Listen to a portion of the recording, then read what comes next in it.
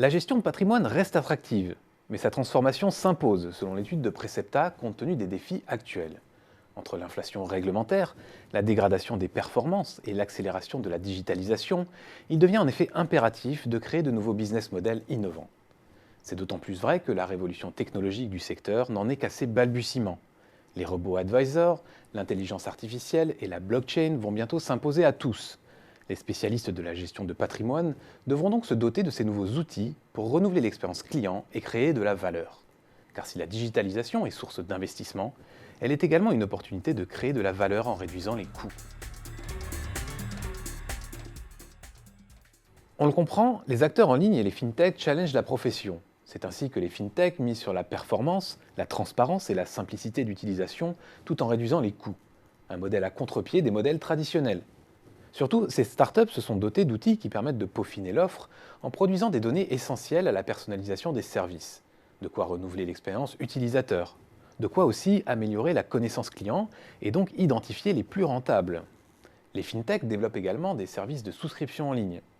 Quant aux spécialistes de la bourse, ils multiplient les outils vidéo, les analyses techniques et proposent même des cours à leurs clients. Autant dire que les acteurs historiques de la gestion de patrimoine sont particulièrement menacés, et en particulier les banques privées indépendantes. Des banques déjà encouragées à se consolider et à réduire leurs coûts pour restaurer leur rentabilité. Les nouveaux modèles d'affaires de la gestion de patrimoine doivent s'articuler autour de trois axes stratégiques. Le premier, c'est l'élaboration des offres privilèges. Je veux dire par là qu'il leur faut créer une relation de confiance de long terme, offrir des produits haut de gamme ou encore réinventer les agences. Le deuxième axe, c'est bien sûr le digital, mais aussi l'amélioration de l'expérience client.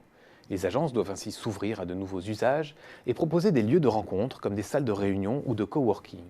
L'objectif est bel et bien d'inscrire les établissements dans la modernité et de répondre aux attentes des jeunes générations. Le déploiement d'outils digitaux est aussi un moyen de personnalisation des prestations grâce à des dispositifs de simulation, de diagnostic ou encore d'allocation d'actifs. C'est un bon moyen pour inscrire l'expérience d'usage dans une logique de service. Enfin, les acteurs de la gestion de patrimoine doivent développer des partenariats. C'est en effet le meilleur moyen de promouvoir des business models généralistes et innovants.